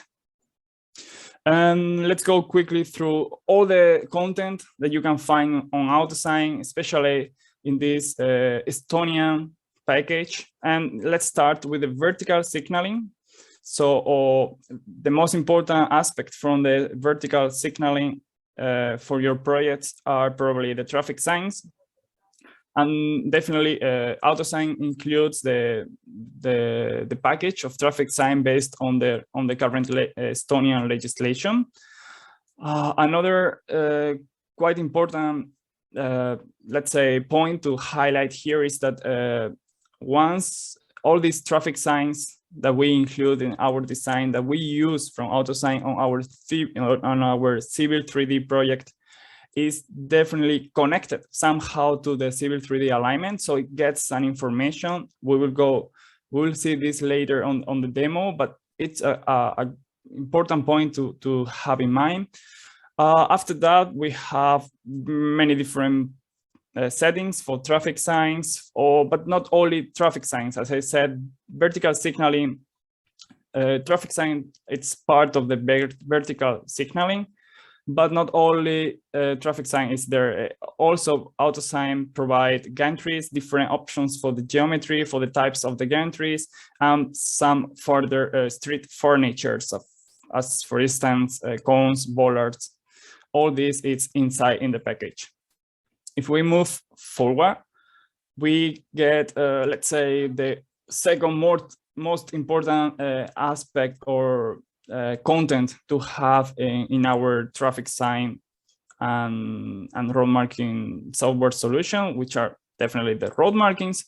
It's very important that here in our Estonian package, we include the road markings predefined according to the current legislation in Estonia, to the latest. As road markings, we include line markings, cross markings, ghost islands, arrows, symbols, all the different traffic markings that you can draw on the road surface. All right. Another tool which is quite it's a bit newer now, but it's having quite a good result is our tool for parking lot design. Okay, so it has a huge flexibility for you for drawing the parking areas. You can define the line types from the Estonian standard, which is a very important thing. And up to the and from there you can manage. You can. It's easy to use. It's intuitive. So it's also definitely has. It's worth to try.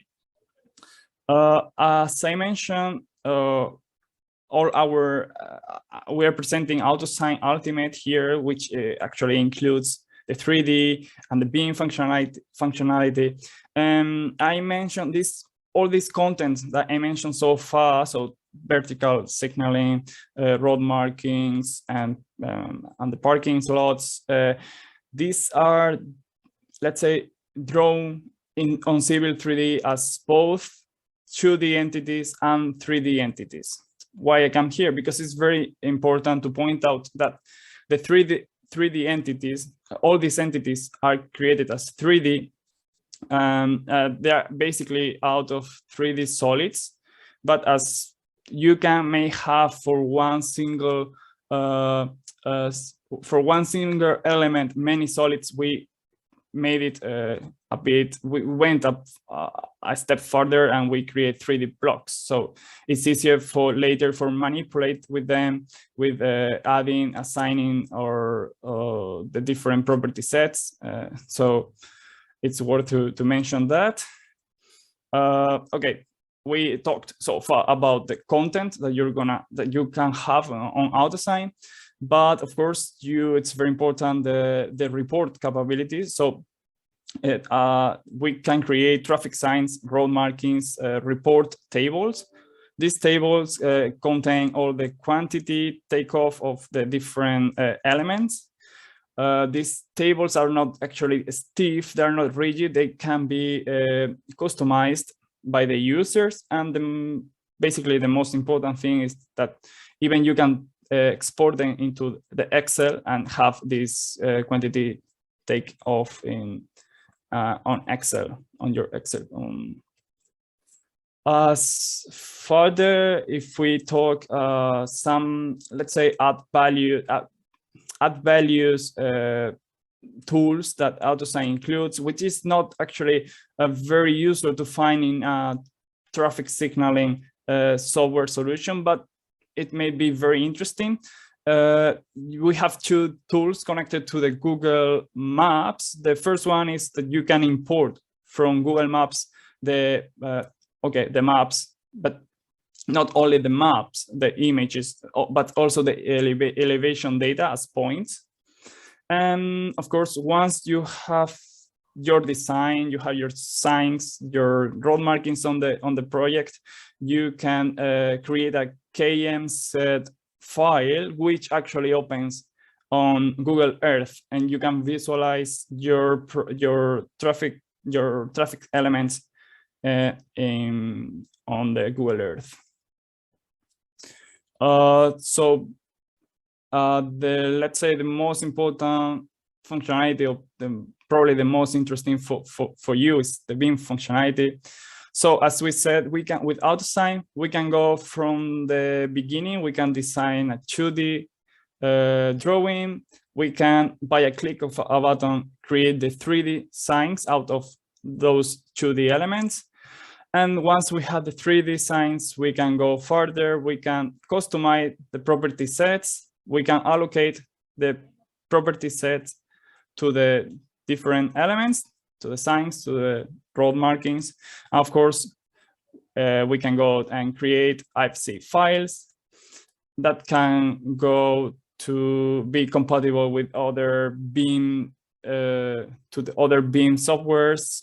Also, the information created on AutoSign is everything stored on a single DBG file, which is very important if you want to move that data. So IFC, you can export the data on IFC format, DBG format, and of course, if you want to open it in Google Earth, also in KM set file. So just to put you, things I want to highlight to not mess you up with so much information. So AutoSign, it does contain the Estonian official standards for traffic signs and road markings. It's definitely compatible with CG, with Civil 3D objects, with entities, with corridors, with the surface. It's actually meant to be is meant to be used on Civil 3D. It's a software that provide the options of the functionality to design traffic signaling projects in 3D. And definitely the last but not the least, it provide BIM technology functionality that which makes all the elements created with our software, with AutoSign, compatible with any other BIM software as well. And now, if I may, I would like to just go to here.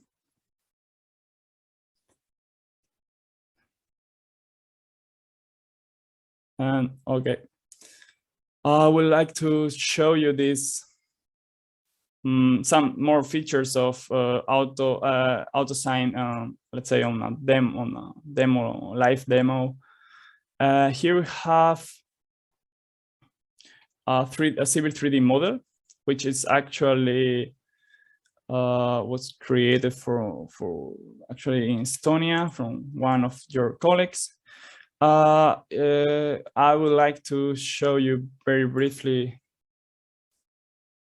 how we have actually the compatibility with Civil 3D. So if we run the traffic signs, we can select actually in which Civil 3D alignment we want to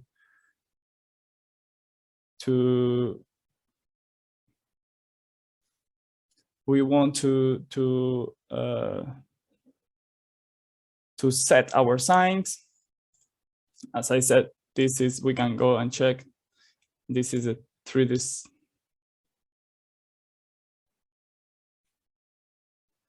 Okay, and then we have here all the different Estonian groups for traffic signs,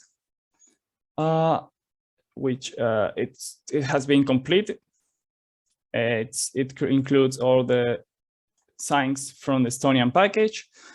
Here we can go easily and create a sign on 2D by selecting our alignment. We are gonna go and we're gonna go and find a sign for us, and easily you can see how it's created. So it's as simple as this. And by clicking twice, the directions of the traffic sign is aligned to the selected alignment, Civil 3D alignment. Of course, we can also edit existing signs. We can add, delete, check the dimension. For example, here we can add one more sign. Okay, also the 3D is gonna be updated.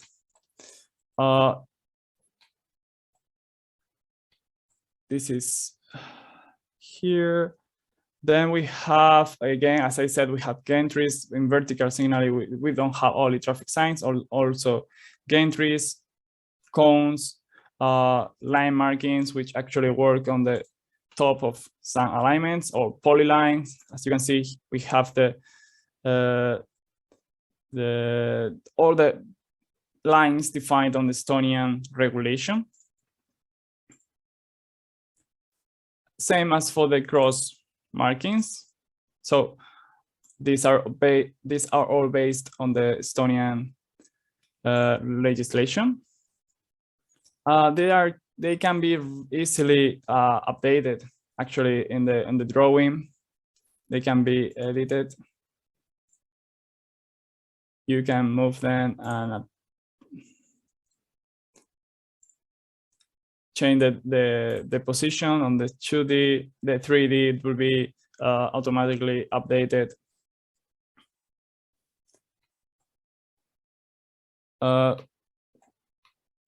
parking lots, other markings, ghost marking, and then as I said, we have the reports.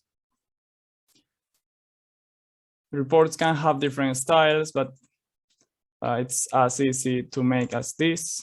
On one click, you have your table with the quantity of your traffic signs, and the same thing for the road markings. These reports can be exported to Excel as well. And all of this works on the, you see, with the definition by the Estonian regulation. Now, if we move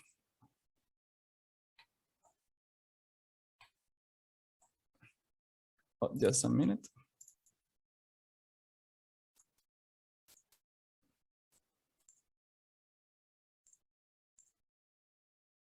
Okay, yeah. If we move to actually the 3D part, which is the one that, okay, we are gonna touch now. We can actually create the 3D. We can select our surface where the signs are gonna be created.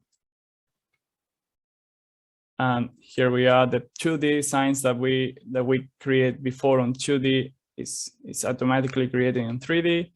And here we can go a step forward in order to implement a property set for our solids. Here there are many of them. I created previously this one based on the Estonian legislation, but you can customize, add more property, delete them as you please. It's important that once you have it, you create it once, you don't need to create it for every drawing. So it's actually stored on the system. You can attach these properties to the different solids. As I mentioned before, the solids are a single element, so they are not actually there are not many pieces, so it's only one. And here we go and we can define this this property group for this sign. We can type the name and the rest of properties. We can say the category 2. Okay, and all that properties data that we prepared, that we assigned, it can be actually seen on the properties.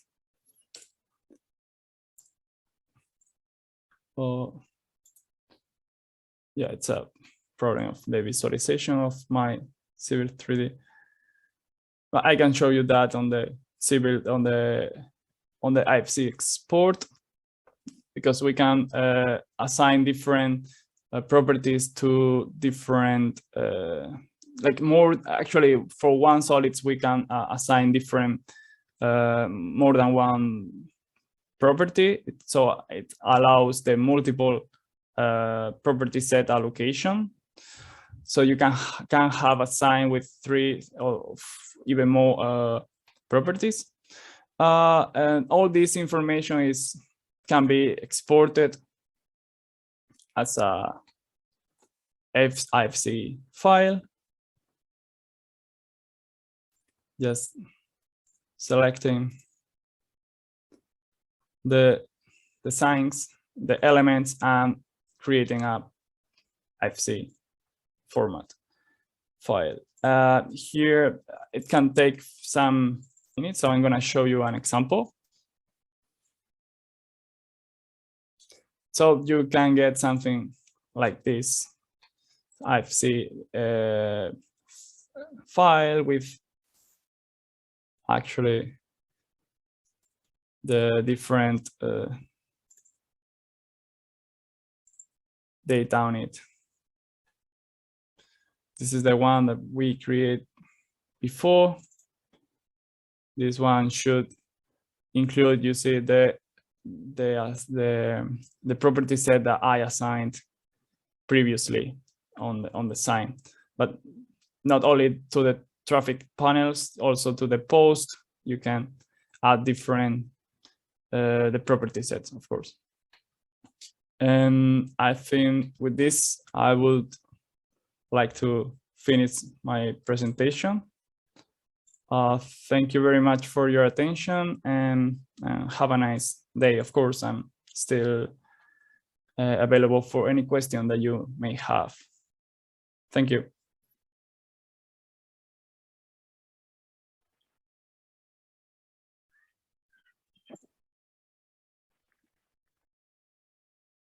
Yeah.